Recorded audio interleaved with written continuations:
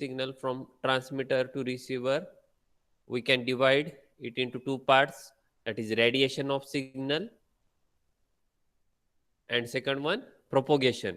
Radiation means जो power escape हो रही है, ठीक है, that escape of power is known as radiation, ठीक है।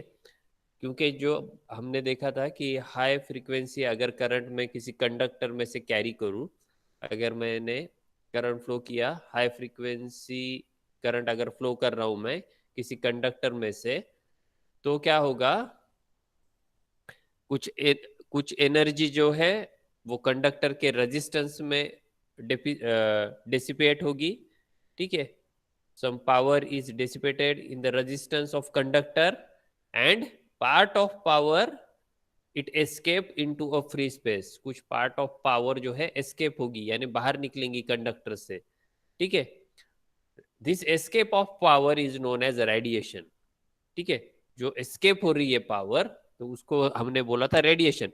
ट्रांसमीटर टू रिसीवर सिग्नल कैसे ट्रैवल हो रहा है ये हम देख रहे, तो उसको पहला पार्ट क्या है, तो रेडिएशन होता है। रेडिएशन यानी वो जो ट्रांसमीटर है या वो ट्रांसमीटर एंटीना है या वो कंडक्टर है, उसमें से कुछ एनर्जी या कुछ पावर जो है वो एस्केप होगी, बाहर आएगी, रेडिएट होगी, उसे बोलेंगे रेडिएशन या रेडिएशन, ठीक है। और प्रोपोगेशन मींस वो कैसे ट्रैवल, जब जो पावर रेडिएट हुई है वो ट्रैवल कैसे हो रही है, ठीक है, from source to destination. So this radiated power then propagates in a space from in the form of electromagnetic wave। Electromagnetic wave K form में वो ट्रांसमीटर से रिसीवर तक ट्रैवल करेगी। तो जो ट्रैवल करना है वो वेव का, इलेक्ट्रोमैग्नेटिक वेव का जो रेडिएट हुई वाली वेव है, जो ट्रैवल करेगी सोर्स टू डेस्टिनेशन या फ्री स्पेस में, जैसे वो ट्रैवल करेगी, प्रोपोगेट करेगी, ट्रैवल करेगी, इसका मतलब है कि वो प्रोपोगेशन हो रहा है, वेव जो है प्रोपोगेट हो रही है, आगे आगे जा रही है, बढ़ रही है आगे, ठीक है, दैट इज प्रोपोगेशन। ओके, तो ये कल चीज हमने देखी थी। और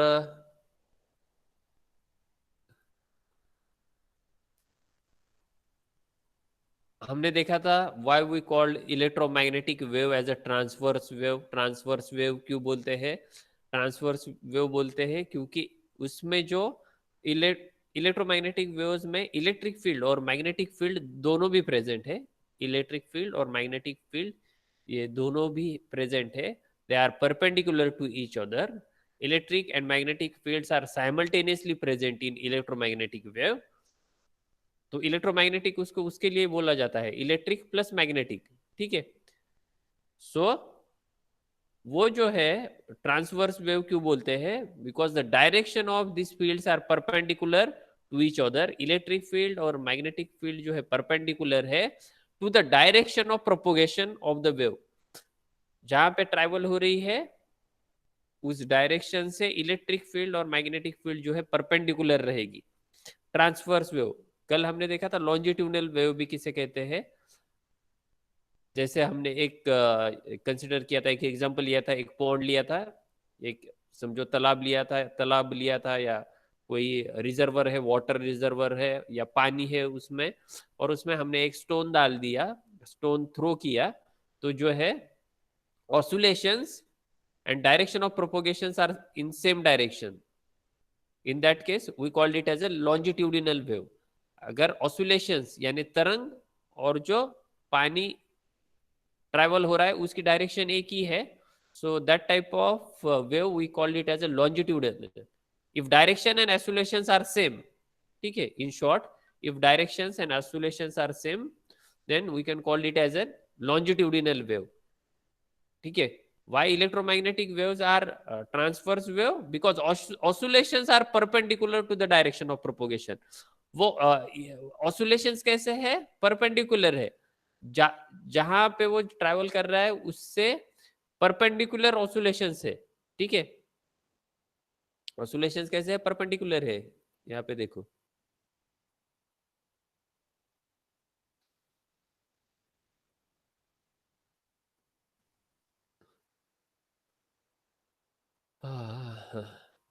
अगर ये डायरेक्शन है उसकी ट्रैवल होने की, इस डायरेक्शन में अगर इलेक्ट्रोमैग्नेटिक वेव ट्रैवल हो रही है, ठीक है, तो जो है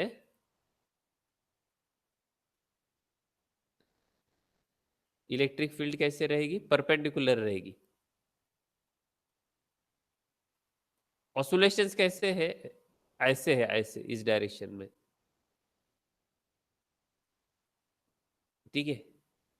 ऑसिलेशन जो है ये ऐसे है, यानी इस तरफ ऑसिलेशन है, अभी समझ लो आप, ये देखो इसको और मैं लंबा करता हूँ जानबूझ के, इस तरफ ऑसिलेशन है, इस तरफ, और उसके जाने का इलेक्ट्रोमैग्नेटिक वेव कहाँ पे ट्रैवल हो रही है, इस डायरेक्शन में, ये एरो इंडिकेट किया है ना, उस डायरेक्शन में, ठीक है।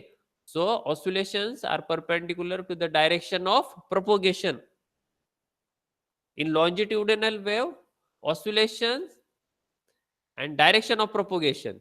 ये देखो लॉन्जिट्यूडिनल अगर मैं बोलूं तो ये ऐसा रहेगा, दोनों भी इस डायरेक्शन में रहेंगे,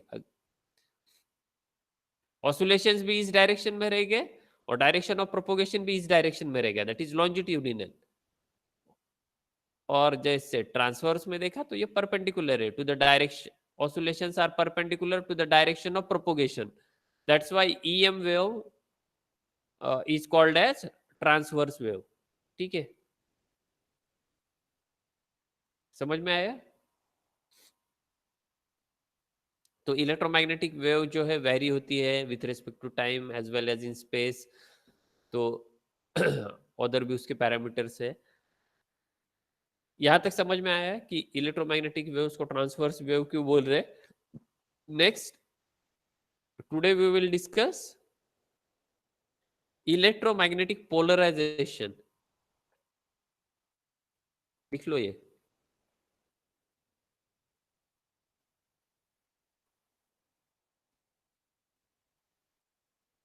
इलेक्ट्रोमैग्नेटिक पोलराइजेशन।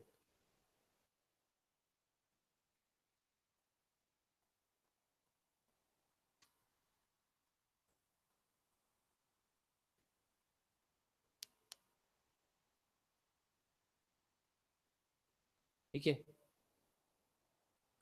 स्क्रीन शेयर हुई है ना, स्क्रीन दिख रही है ना आपको? हो हो सर। सर। गुड, ये पॉइंट लिख लो, इलेक्ट्रोमैग्नेटिक पोलराइजेशन। पोलराइजेशन घरीच येणार आहे आशिष, हो सर, घरीच आहे. येऊन घेत जा. The polarization of a plane EM wave is simply orientation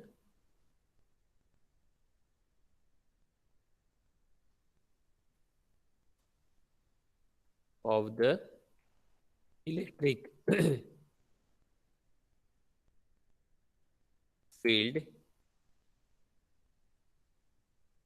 vector with respect to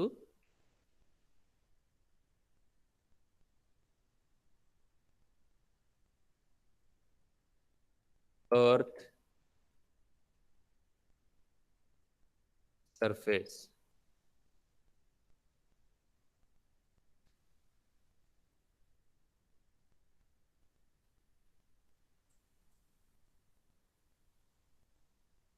लिहिलं?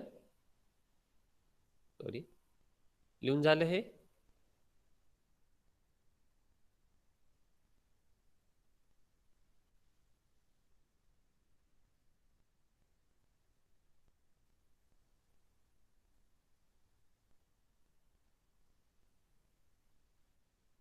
ये देखो,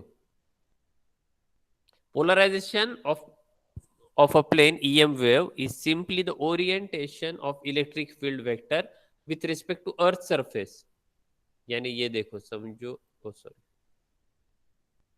ये जो है अर्थ सरफेस है, अर्थ सरफेस म्हणजे अर्थ सरफेस समजते ना, ही पृथ्वीचा भाग आहे, हा जमिनीचा भाग आहे, ठीक आहे। तो with respect to that earth surface वो इलेक्ट्रोमैग्नेटिक वेव जो है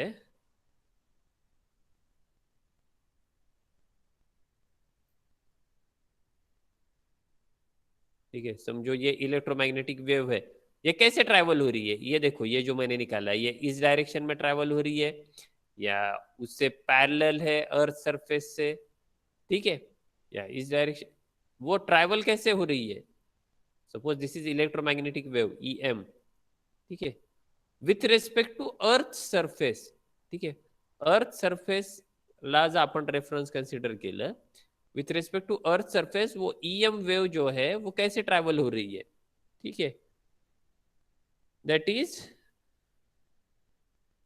पोलराइजेशन, इलेक्ट्रोमैग्नेटिक पोलराइजेशन, ठीक है,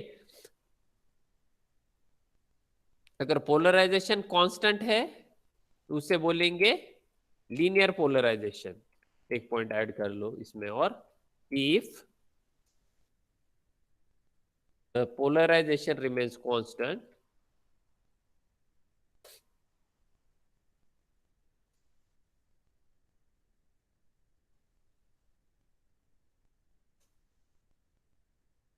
then it is called as linear polarization. तुम्हाला पोलरायझेशनचा अर्थ कळला ना, त्या earth surface with respect to earth surface ती इलेक्ट्रोमॅग्नेटिक वेव्स कशी ट्रॅव्हल होती, बरोबर आहे.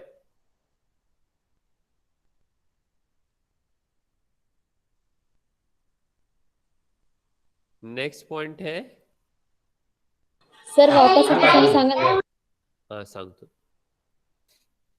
नेक्स्ट पॉइंट है टाइप्स ऑफ लीनियर पोलरायझेशन. कळतं ते, एवढं अवघड नाहीये ते.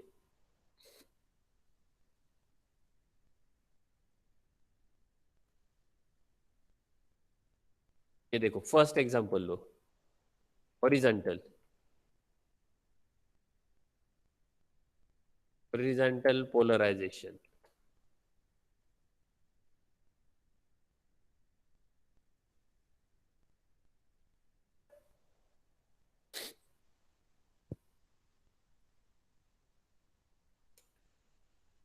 क्या रहता है हॉरिजॉन्टल पोलराइजेशन, डेफिनेशन से आपको समझ में आएगा, if electric field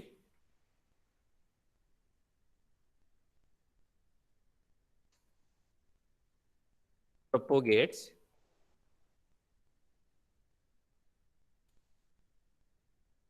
in parallel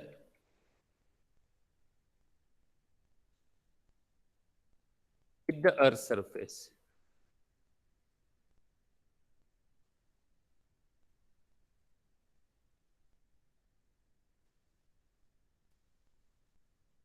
then लिहून घ्या, then EM wave is said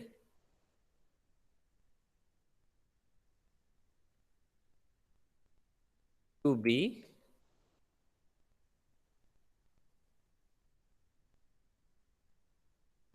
horizontally polarized.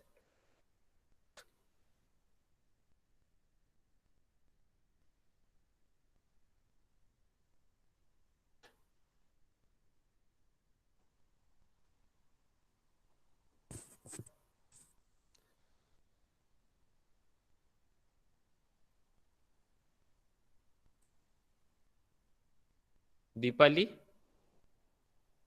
हा सर. हाँ लक्ष दे आता डबा. हो.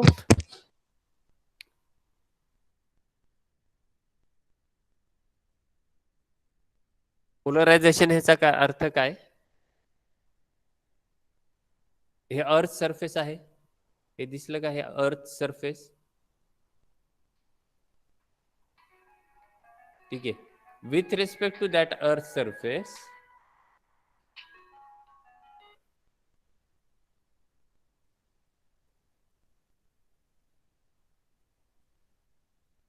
हाउ electromagnetic waves travel with respect to that earth surface.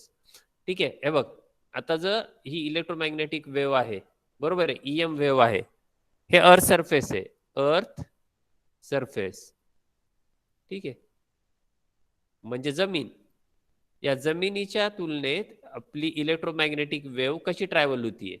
ठीक आहे, ही जर अशी ट्रॅव्हल होतीये, ठीक आहे, ही जर सपोज ईएम वेव्ह आहे, सॉरी,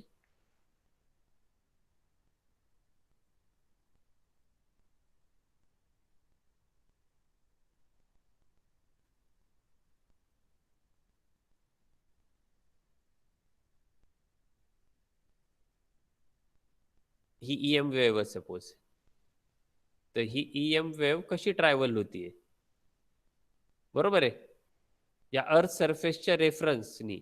आता ही कशी आहे, पॅरलल आहे. पहा, हे अर्थ सरफेस आहे, with respect to earth surface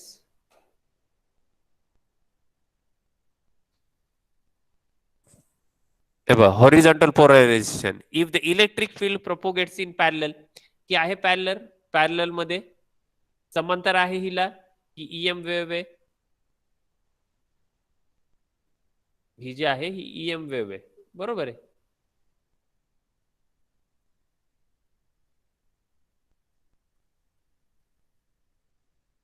okay, ठीक आहे, ही जी आहे ही ईएम वेव्ह आहे.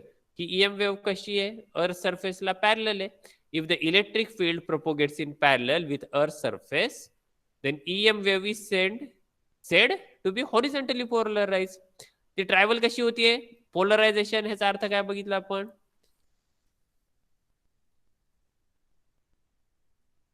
की ती with respect to earth surface कसं आहे ती, बरोबर आहे. तर हॉरिझॉन्टल पोलरायझेशन ह्याचा अर्थ काय, ती पॅरलल आहे, अर्थ सरफेसला पॅरलल आहे, बरोबर आहे की नाही. लक्षात आलं का. हो सर. हा, आता मला सांग, व्हर्टिकल पोलरायझेशन म्हणजे काय असेल. Vertical polarisation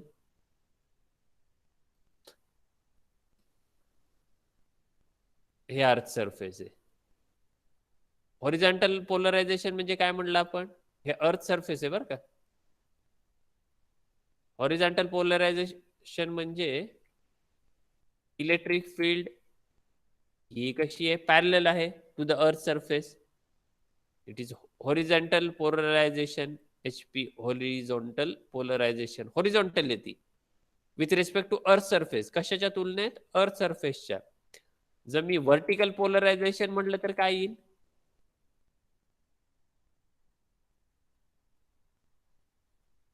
the electric field propagates, कशी प्रोपोगेट होतीये ती, कशी ट्रॅव्हल होतीये, earth surface with respect to earth surface, vertical travel होतीये. ठीक आहे, बरोबर आहे ना.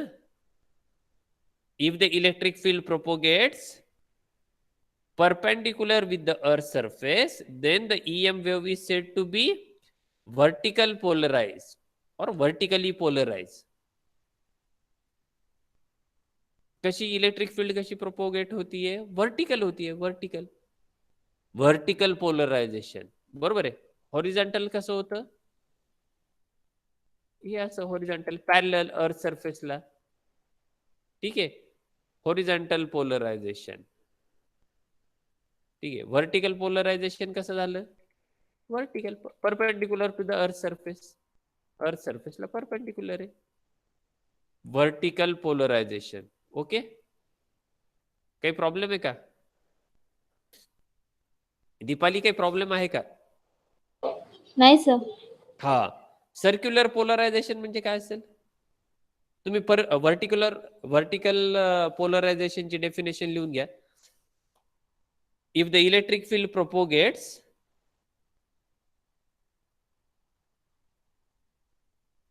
if the electric field propagates, perpendicular असे लिहिता येतं shortcut,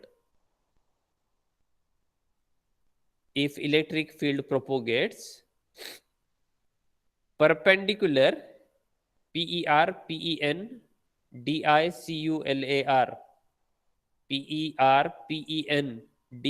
PERPENDICULAR, perpendicular with respect with the earth surface, if the electric field propagates perpendicular with the earth surface, then THEM, then the EM wave is said to be vertically polarized.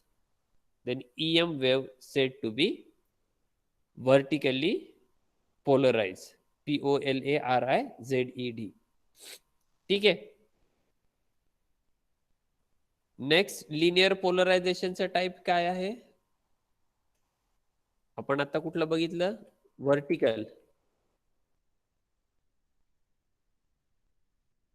Vertical polarisation.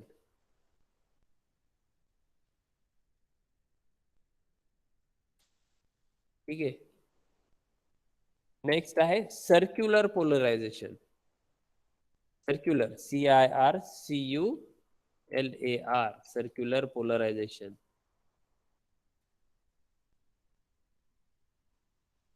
Circular polarization कसं असेल?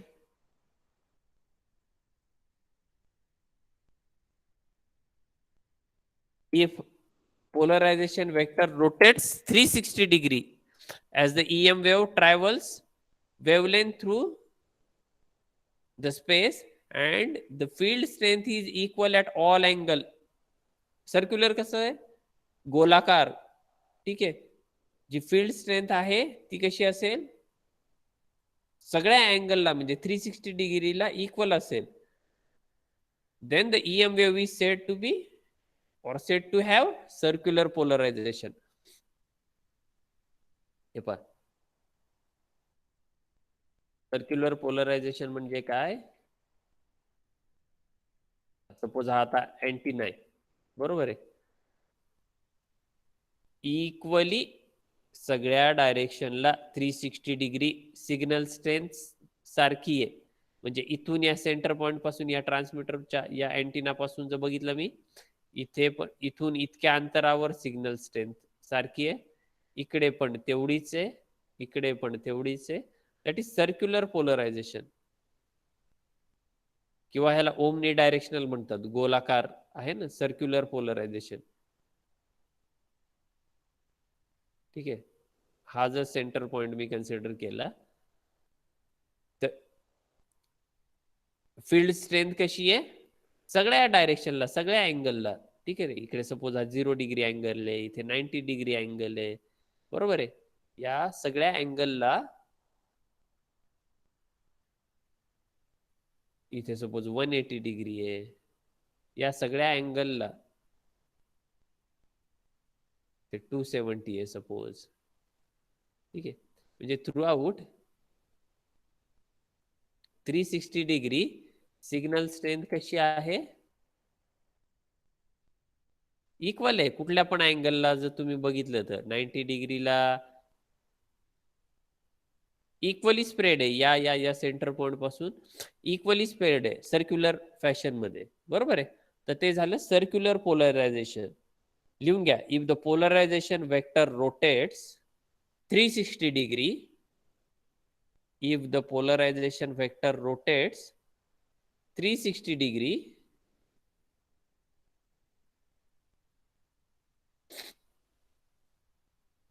as the EM wave travels,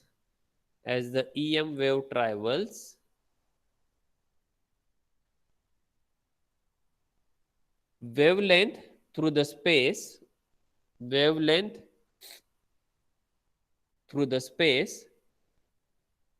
and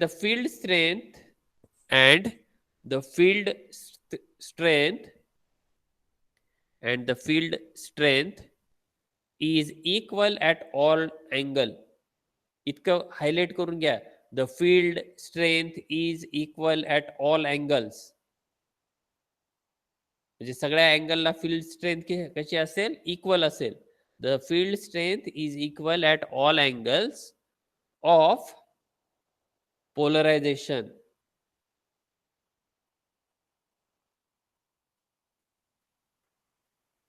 Field strength is equal at all angles of polarization, then THEN, then the EM wave is said to have circular polarization. then EM wave is said to have circular polarization.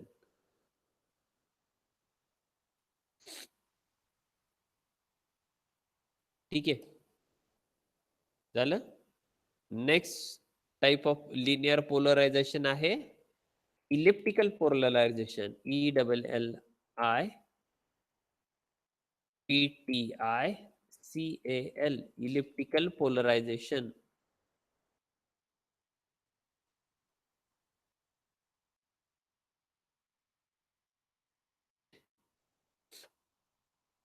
हा झाला circular shape, गोलाकार, सगळ्या अँगलला 360 डिग्रीला तुम्हाला signal strength कशी मिळतीये, equal मिळतीये, बरोबर आहे. इलिप्टिकलला कसा असेल, इलिप्टिकल शेप कसा असतो, ठीक आहे. Suppose this is earth surface, this is transmitting point. Elliptical shape कसा असतो, हा असा असतो. एक्झॅक्ट गोल आहे का ते, इलिप्टिकल आहे, बरोबर आहे ना. म्हणजे सिग्नल स्ट्रेंथ इथे, सॉरी, सिग्नल स्ट्रेंथ इथे इथपर्यंतच मिळतीये. इकडे सिग्नल स्ट्रेंथ जास्त आहे या साईडला, इकडे कमी आहे. म्हणजे इक्वली डिस्ट्रीब्युटेड नाहीये. सर्कल मध्ये कसं असलं असतं, सर्क्युलर म्हणजे हे एक्झॅक्ट इक्वल, ठीक आहे. हा सर्कल आणि इलिप्टिकल मधला डिफरन्स आहे, बरोबर आहे ना. सर्कल मध्ये काय, field strength is equal in all direction, हे सर्कल झालं, आणि हे इलिप्टिकल शेप झाला. आता हे इलिप्टिकल पोलरायझेशन झालं, म्हणजे इकडे फील्ड स्ट्रेंथ वेगळी आहे, थोडी व्हॅरी होतीये, बरोबर आहे ना. फील्ड स्ट्रेंथ ही एक्झॅक्टली इक्वल नाहीये ऑल अँगलला. So that type of polarization is elliptical polarization. Write down definition, elliptical polarization.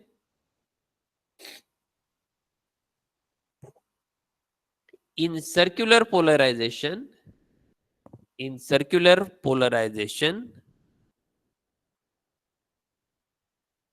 if the field strength varies, in circular polarization, if the field strength varies with change in polarization, the EM wave is said to have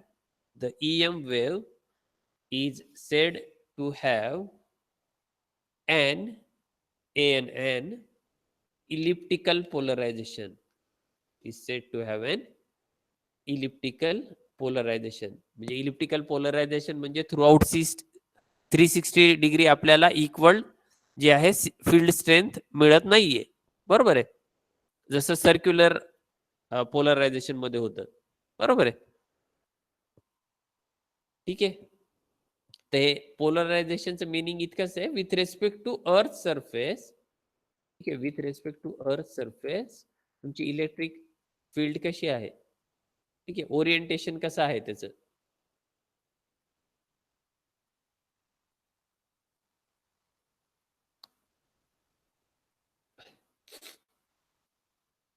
आणि linear polarisation कशाला म्हणणार, जर ते constant राहते, ठीक आहे. If the polarization remain constant, आता जसं हे व्हर्टिकल बघितलं आपण, व्हर्टिकल म्हणजे हे असं कॉन्स्टंट राहते, लिनियर आहे with respect to earth surface, एकसारखंच, दॅट इज लिनियर पोलरायझेशन. मग त्याचे हॉरिझॉन्टल पोलरायझेशन, व्हर्टिकल म्हणजे हे असं vertical polarization, that means field strength is vertical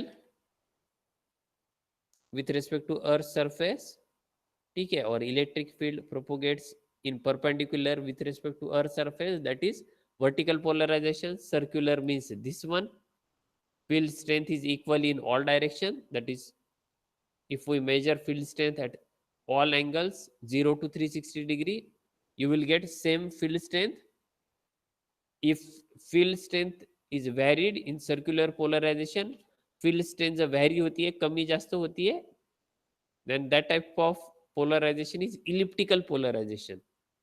Why? Because when we move through 360 degree, you will get different field strength. Suppose at 90 degree you will get some field strength. At 180 degree you will get greater field strength.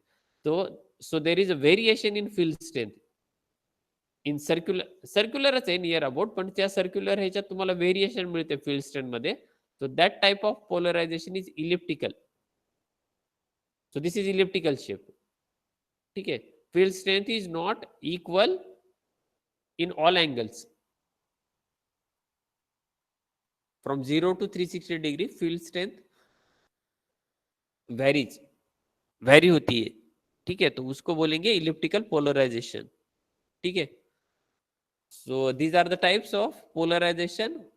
Linear polarization K types है वो horizontal, that means electric field is horizontal or parallel with respect to earth surface. With respect to earth surface, electric field is perpendicular, then that type of polarization is vertical polarization. If it is circular, that means field strength is equal at all angles, then that type of polarization is circular polarization. And in circular polarization if field strength varies, circular polarization मध्ये जर field strength vary होती है, then you will get some different shape other than circle, that is suppose elliptical shape you will get. That means field strength is varied at all angle. With change in polarization the EM wave is said to have an elliptically polarized. ठीक है. तो ये polarisation के type से linear polarisation के horizontal, vertical, circular और elliptical polarisation. इसके बाद एक छोटी concept देखेंगे हम, इनवर्स स्क्वायर लॉ. ठीक है.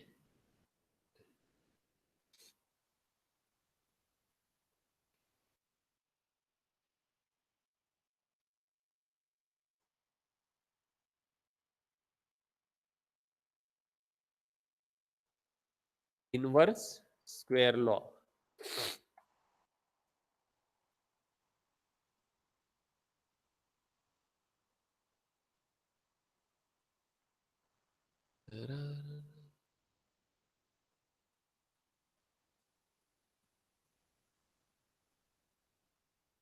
Inverse square law.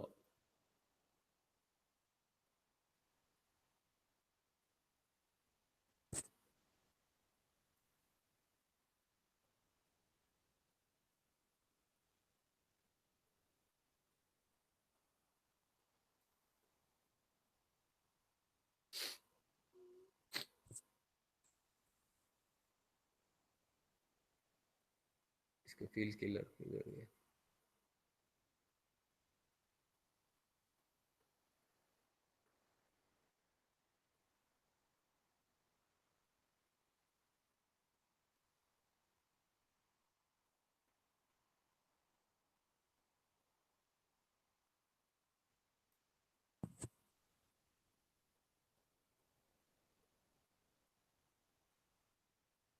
ठीक है, चलो जाऊ दे. Inverse square law. Inverse square law अभी ध्यान दो थोड़ा क्या है वो.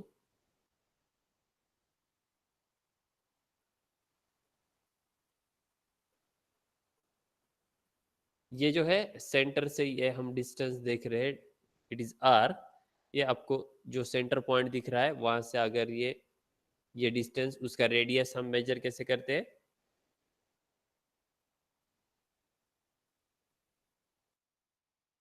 Square radius, square of radius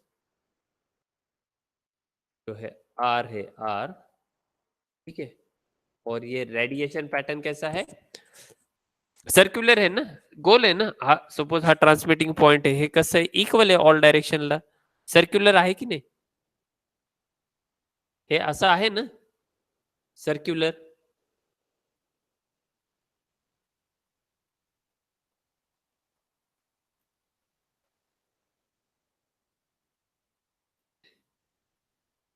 हे असं आहे की नाही, ते सर्क्युलर आहे. आणि सपोज हा एक ट्रांसमिटिंग पॉइंट है. ओके. तो यहां से जो ये रहेगा दैट इज रेडियस आर. ये आर रहेगा कि नहीं, रेडियस ऑफ दैट स्फेयर या सर्कल. तो ये जो ऐसा सर्कुलर रेडिएशन पैटर्न है उसको ही क्या बोलते हैं, ओमनी डायरेक्शनल.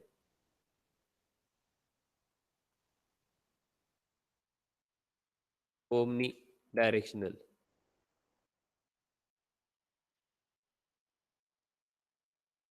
या उसे ही बोलते हैं आइसोट्रोपिक आइसोट्रोपिक रेडिएशन या omnidirectional means equal in all direction, isotropic means वही इक्वल इन ऑल डायरेक्शन, या सर्कुलर मीन्स वही circular omnidirectional isotropic all are equal. ठीक है, तो ये हमने रेडियस मेजर कर लिया, इक्वली ऑल डायरेक्शन इसका मतलब है जैसे हमने अभी देखा, मैं आगे यहाँ से एंगल भी निकालू, इस डायरेक्शन में भी वही सिग्नल स्ट्रेंथ है, इस डायरेक्शन में 180 डिग्री में भी वही मिल रहा है, 135 में वही है, 270 में वही है, it is equal in all direction. ठीक है, तो ये है समझो एक ट्रांसमिटिंग पॉइंट, तो ये ओमनी डायरेक्शनल या आइसोट्रोपिक रेडिएटर है। ठीक है, यहाँ पे नाम लिख लो उसका, आइसोट्रोपिक रेडिएटर या omni directional antenna.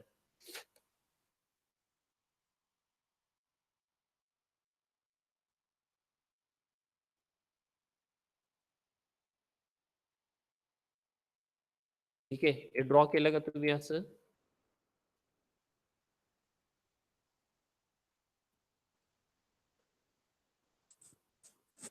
At distance r from the source, the total radiated power will spread out equally in the area of sphere of radius r. हा जर ट्रान्समिटिंग पॉइंट आहे तर पॉवर कशी radiate होती है, equally radiate होती है सगळ्या डायरेक्शनला। अब अगर हम पावर डेंसिटी कैलकुलेट करें, power density at a point at a distance r from the isotropic source is expressed as, अगर यहां से ट्रांसमिट हो रहा है, ये जो डॉट दिख रहा है बीच में का सेंटर सा, ठीक है, यहां से ट्रांसमिट हो रहा है तो वो इक्वली हो रहा है सभी डायरेक्शन में। अगर मैं पावर डेंसिटी कैलकुलेट करूं, P is equal to P is equal to PT, sorry, PT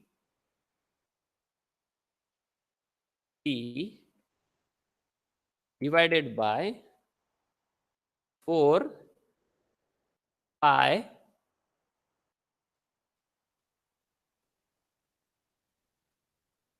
4 pi r square, radius of circle रहता है ना, 4 pi R square, P is equal to P T divided by 4 pi R square. मैं क्या calculate कर रहा हूं यहाँ पे अभी, power density.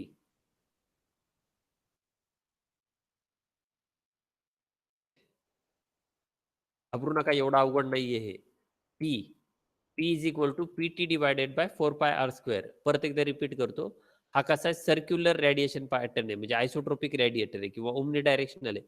म्हणजे हा डॉट जो आहे सेंटरचा, रेड करून टाकतो त्याला, हा जो सेंटरचा डॉट आहे इथून जर समजा ट्रान्समिट होते तर सगळ्या अँगलला इक्वली रेडिएट होते, म्हणजे सगळीकडे 360 डिग्री इक्वल रेडिएशन आहे।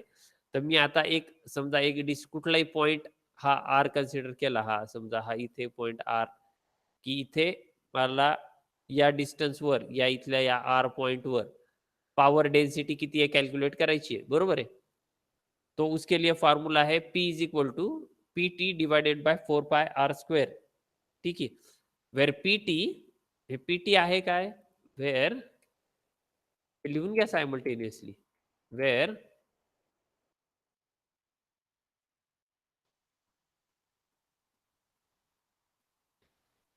P T is equal to total transmitted power,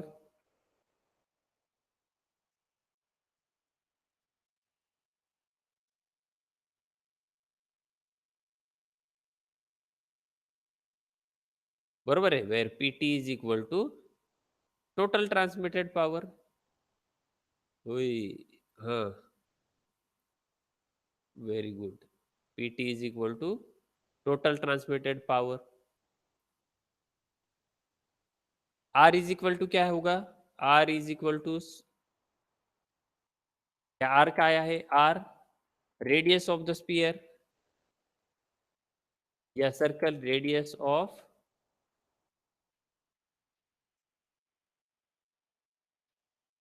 बरोबर आहे।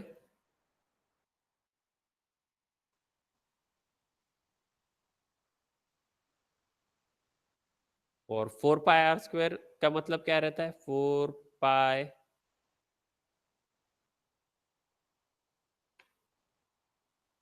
पाई आर स्क्वेअर क्या आहे? कोणाला सांगता येईल 4 पाय आर स्क्वेअर काय आहे ते?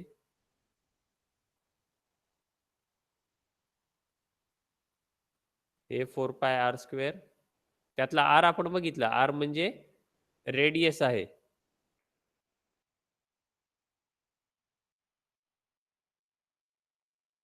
Four pi R square is equal to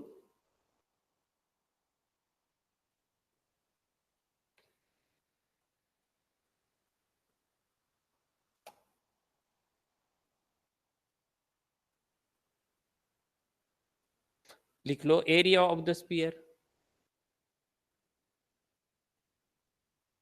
area calculate करतो ना आपण सर्कलचा, एरिया ऑफ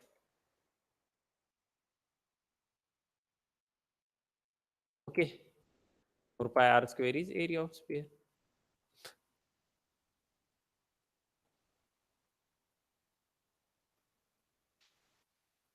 तो इस एक्सप्रेशन से क्या समझ रहा है हमें? Further the wave front moves from the source, the smaller power density, however the total power distributed over the surface of sphere remains same. If the transmitted power is pt, that is constant power say Hum transmit कर रहे हैं pt say, then the power density is inversely proportional to the square of distance. Equation कैसे येते? Power density is inversely proportional to the square of distance r square. Hence, this relation is called as inverse square law. Hence, this relation is called as inverse square law.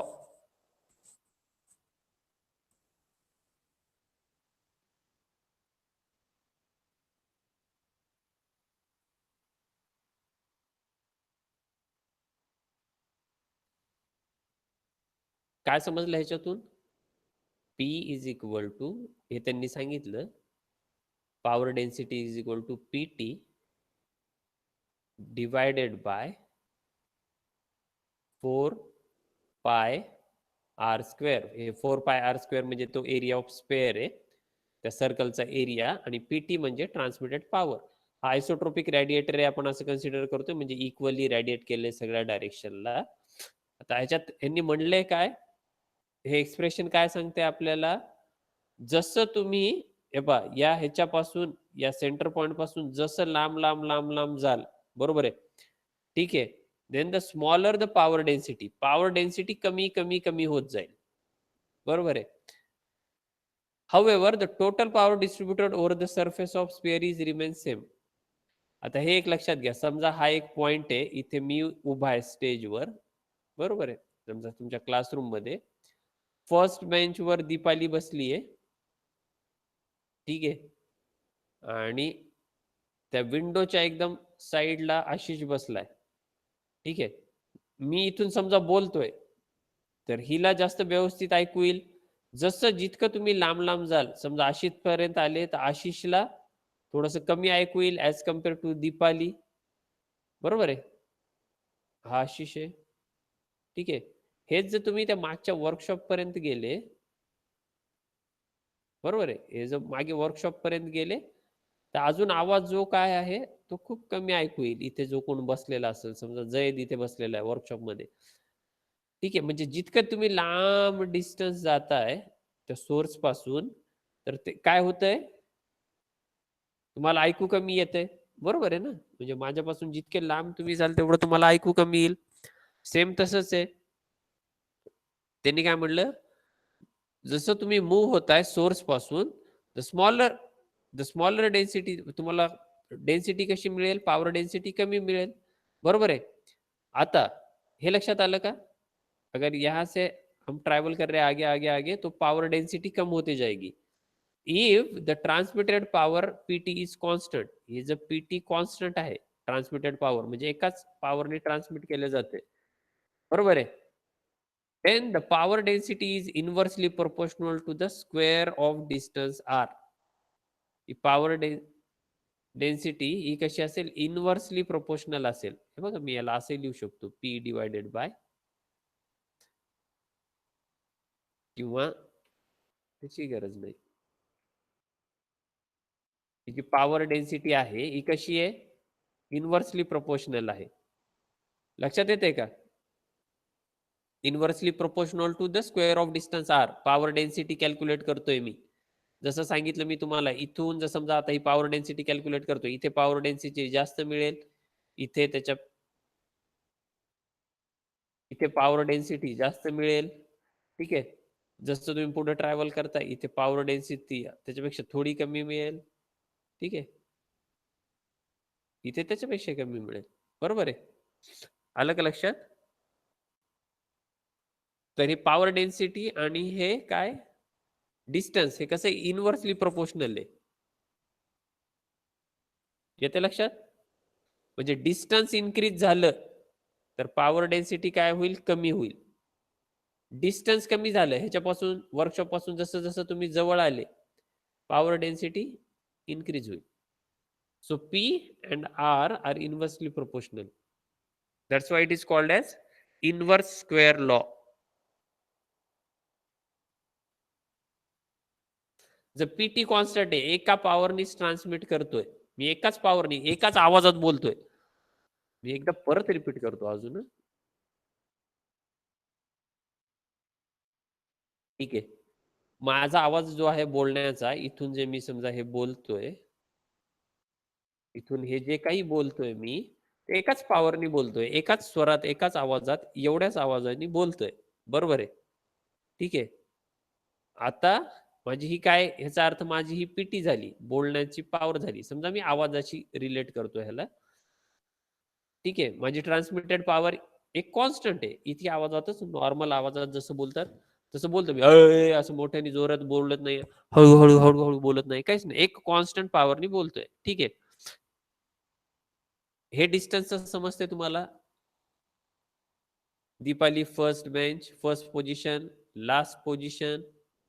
This is first, this is last, last position. आणि हा outside the class. ठीक आहे. Workshop जवळ आहे. Workshop जवळ आहे. Okay. एक constant power आहे पीटी. आता ह्याच्या बाबतीत बोलायची गरज नाही. ट्रान्समिटेड पॉवर किती आहे, पीटी कॉन्स्टंट आहे.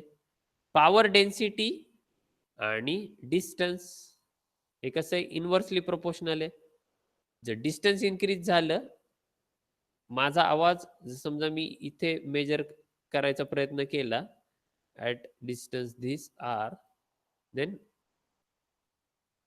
पॉवर डेन्सिटी काय असेल, किंवा माझा आवाज इथे कसा ऐकू येईल मला सांगा वर्कशॉपमध्ये? थोडा कमी ऐकू येईल. बरोबर आहे. आता उलट केलं मी. जर मी ह्याचं डिस्टन्स कमी केलं, तर पॉवर डेन्सिटी काय होईल, या ठिकाणी इन्क्रीज होईल. अजून डिस्टन्स कमी केलं, डिस्टन्स आणि पॉवर डेन्सिटी इन्व्हर्सली प्रोपोर्शनल आहे. जर मी समजा आता व्हॉइसच्या बाबतीत बोलतोय, आवाजाच्या बाबतीत, जर मी उलटा आलो, वर्कशॉप कडून इकडे क्लासरूम मध्ये येऊन बसलो दीपालीच्या पोझिशनवर, तर पॉवर डेन्सिटी किंवा मग मला ऐकू जे येणार आहे ते जास्त येईल. बरोबर आहे ना? तर ही पॉवर डेन्सिटी आणि डिस्टन्स हे कसं आहे, इनव्हर्सली प्रोपोर्शनल आहे. हे इनव्हर्सली प्रोपोर्शनल दिसतंय का? Power density is inversely proportional. मग ते कसं आहे, inversely proportional to the square of distance. It is power density is inversely proportional to the square of distance. म्हणून त्याला इनव्हर्स स्क्वेअर लॉ म्हणलं.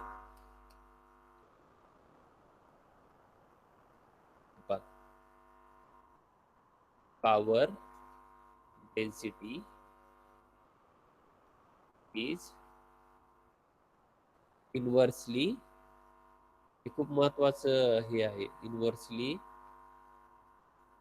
Proportional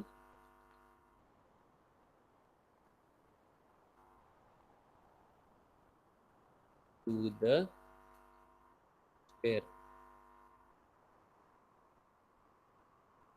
of distance R square.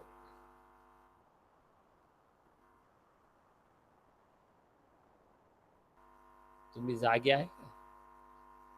Deepali, मला काय कळलं ते सांग बरं.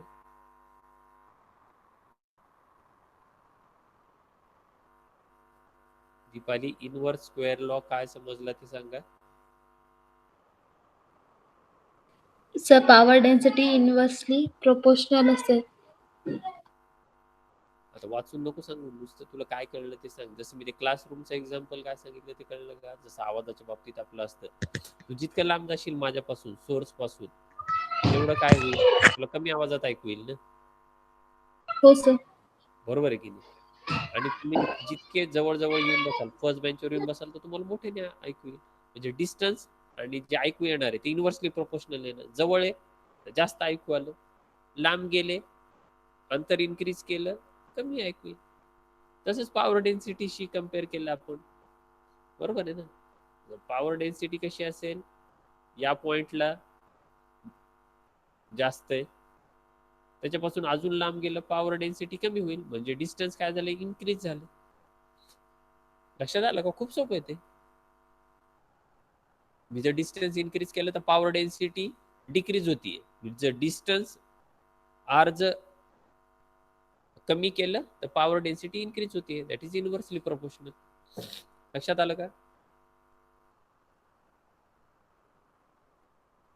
दीपाली, हो सर.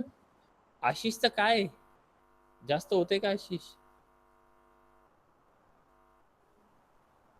नाही सर, ऐकतोय सर.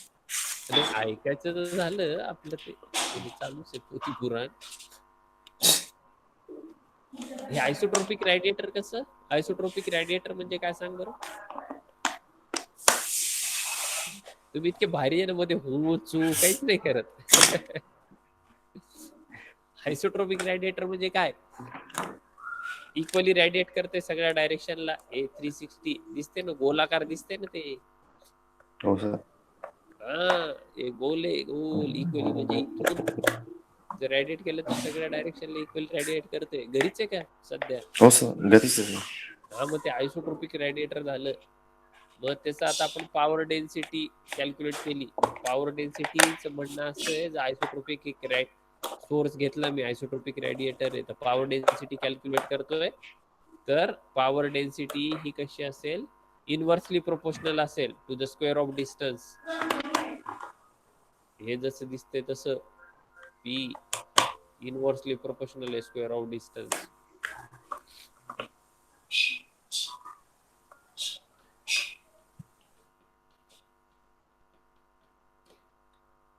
तर ह्याला म्हणलं इनव्हर्स स्क्वेअर लॉ.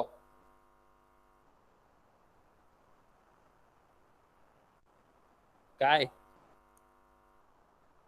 येते का लक्षात? आशिष राव, समजतंय का? बस करायचं आता. समजते. हा, बस करू आता. याचे काही एक्झाम्पलही दिलेत त्यांनी. सपोज एक आयसोट्रोपिक सोर्स आहे, is transmitting a power of 10 kilowatt. म्हणजे हे दिले, पीटी दिले.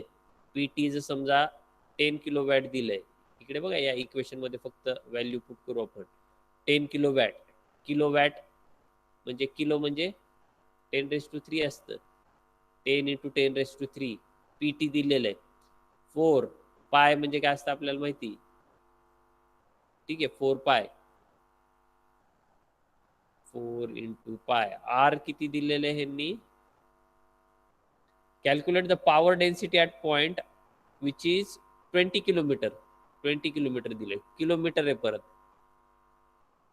20 × 10⁻³ 20 किलोमीटर पर्यंत त्याचं हे करा असं सांगितलं त्यांनी. 20 × 10⁻³